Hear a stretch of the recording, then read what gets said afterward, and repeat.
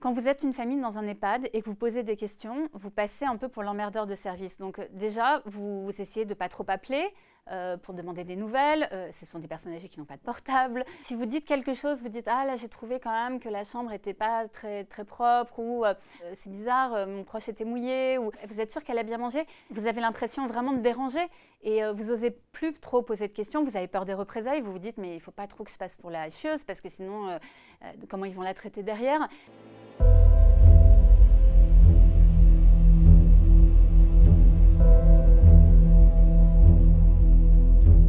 En pleine pandémie Covid, il y avait beaucoup de morts dans les EHPAD et on en était à 9 471 morts quand on a créé notre association. Et aujourd'hui, on compte plus de 350 familles victimes qui ont soit perdu un proche en EHPAD, soit dont le proche a été victime de maltraitance en EHPAD.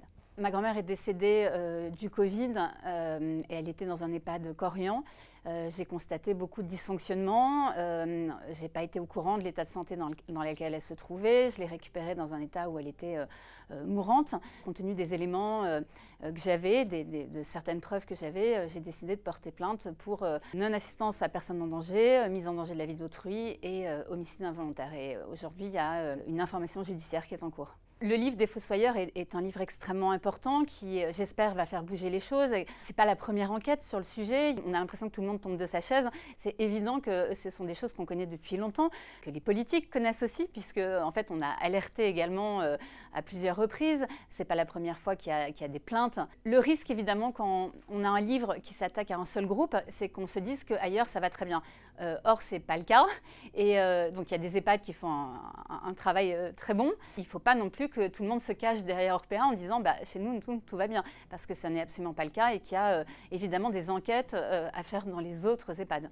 Il y a des problèmes dans certains EHPAD publics, mais ce n'est pas pire que dans les EHPAD privés, alors que justement, pour certaines familles qui se sont endettées, qui ont vendu les biens de leurs proches, ne comprennent pas pourquoi, alors que dans un EHPAD public, on est autour de 2 000, 2 500 euros, pourquoi dans des EHPAD où on paye 4 000, 5 000, 12 000 euros, comment ça se fait que ce n'est pas mieux dans les EHPAD privés, et dans certaines situations, c'est même pire. Il n'y a pas non plus une volonté forcément d'être cruel vis-à-vis des personnes âgées.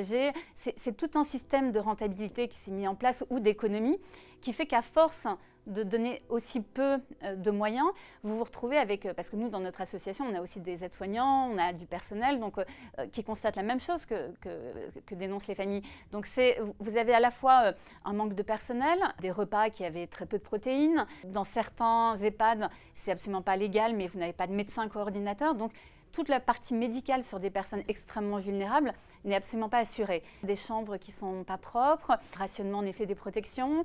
On dit que oui, les personnes âgées maigrissent à la fin de leur vie, mais vous vous dites quand même qu'elles maigrissent très vite. On s'attend, nous, à ce que ce ne soit pas aussi bien qu'à la maison. Mais on s'attend quand même que, par exemple, l'heure du repas, qui est le seul plaisir qui reste à une personne âgée, soit un repas qu'elle ait envie de manger. La plupart du temps, ils n'ont pas envie de manger, ou alors ils ne peuvent pas manger parce qu'ils ont des difficultés, quelles qu'elles soient. Et il n'y a pas assez de personnel, donc en fait les gens, si vous avez une personne âgée qui ne mange pas, parfois les aides-soignantes n'ont pas le temps de l'aider à manger. Voilà, moi ma grand-mère, elle me disait à chaque fois, elle me dit c'est pas un bon établissement, mais vous êtes face à des gens qui ont des troubles cognitifs, qui sont un peu âgés, donc c'est compliqué, on ne sait jamais est-ce que c'est vrai ce qu'ils nous disent, et nous on ne peut voir que ce qu'on voit quand on est sur place. Qu'est-ce qui se passe quand on n'est pas là? Qu'est-ce qui se passe la nuit? Qu'est-ce qui se passe le soir? Quand je retrouve mon proche qui a des bleus, il est tombé tout seul, mais pourquoi il n'a pas été emmené chez le médecin?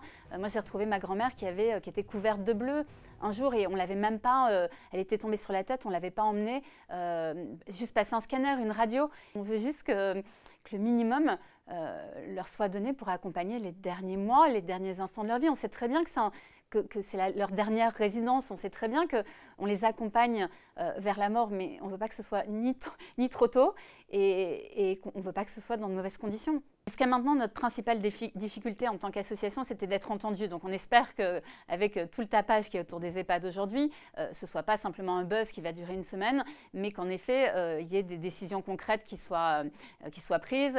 Évidemment, nous, on sait ce qui se passe dans certains EHPAD, les soignants aussi, avec qui on travaille. Et nous, on aimerait proposer des solutions pour que les choses s'améliorent. Nous, on compte énormément sur sur la justice, parce qu'il faut qu'il y ait à un moment donné, il faut que les personnes qui ont été responsables de fautes pénales puissent répondre de leurs actes. Parce que s'il y a une impunité totale, les choses ne changeront pas et il faut qu'il y ait la peur du gendarme.